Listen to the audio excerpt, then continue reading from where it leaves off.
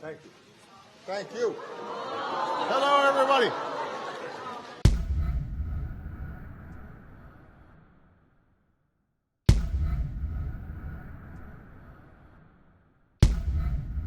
When you go to the United States, I think there are still some anxieties, and I would say that number one, in the United States, there is a growing inequality that I think is a real problem, not just for the United States, but around the world. And some of this has to do with technology is replacing low-skilled jobs and automation, and so it's harder for people if they don't have good educations to make a living. There's more global competition. That's putting pressure on middle-class families.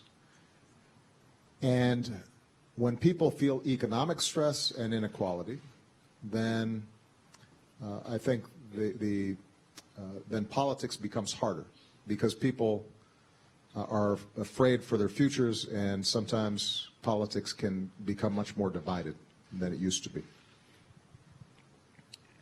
Also, what happens is when there's more inequality, the people who are powerful can influence the political system to further reinforce their privilege, and it makes it harder for ordinary people to feel that they have influence on the political process. And so people become cynical. Now,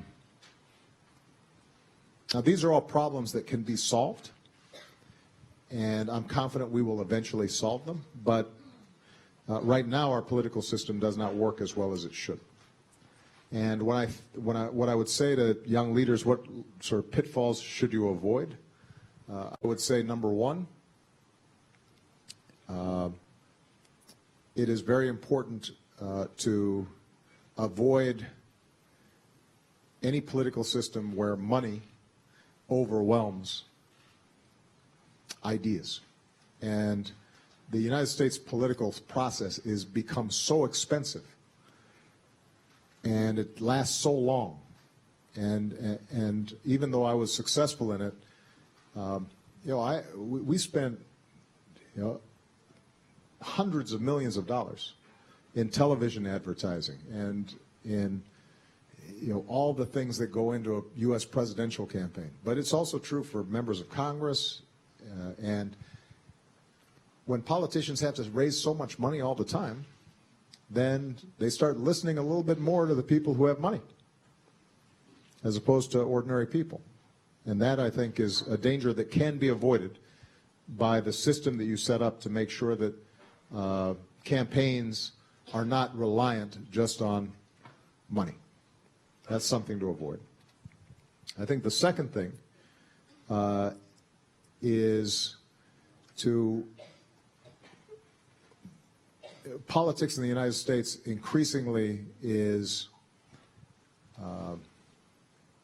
defined by personal attacks and saying very sensational things in the media. Now, that's true for politics everywhere to some degree. But I think that for young leaders like you, as you get into politics, trying to focus on issues and trying to debate people you disagree with without saying that they're a terrible person, I think that's something that you always have to watch out for. Historically in the United States, the issue of race has been very prominent. And that's not unique to the United States. Every country has some divisions, not every country, but many countries have divisions around racial or religious or ethnic differences.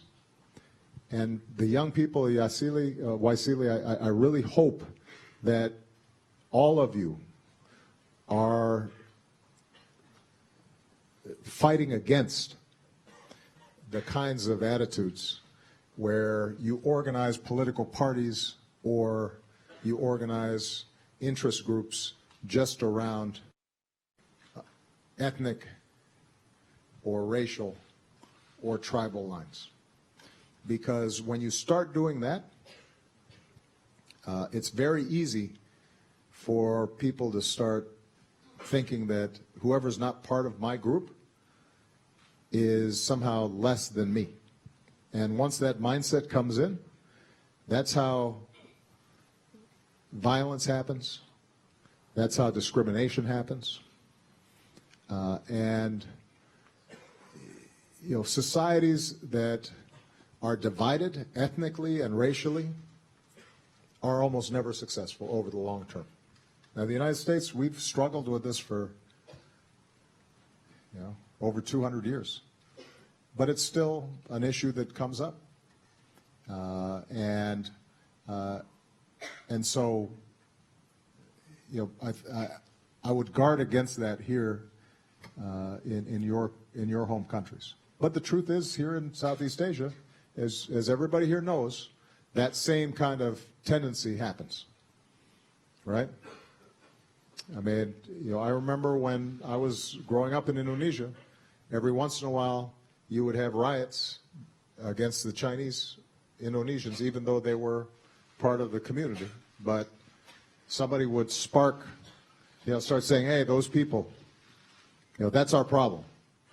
And you'd have stores burned down and people killed. And right now in Myanmar, one of the big challenges that's going to have to be addressed is how ethnic groups are treated. The Rohingya in Myanmar right now are treated differently, even though they've been living there for generations. But there are a lot of people, because they're of a different religious faith, they say those aren't real, you know, they're not really part of our country. Well, you know, once you start going down that line, then that's a dangerous thing. So that's you know, probably the biggest advice that I would give is to watch out for that. You look at what's happening in the Middle East right now. Those countries are in chaos, so many of them, because of this notion that somehow if somebody worships God differently than you, that they're less than you. And people are slaughtered based on that idea. And the countries can't grow. Businesses can't start. So, of all the things to guard against, I think that's the biggest thing. Okay. All right.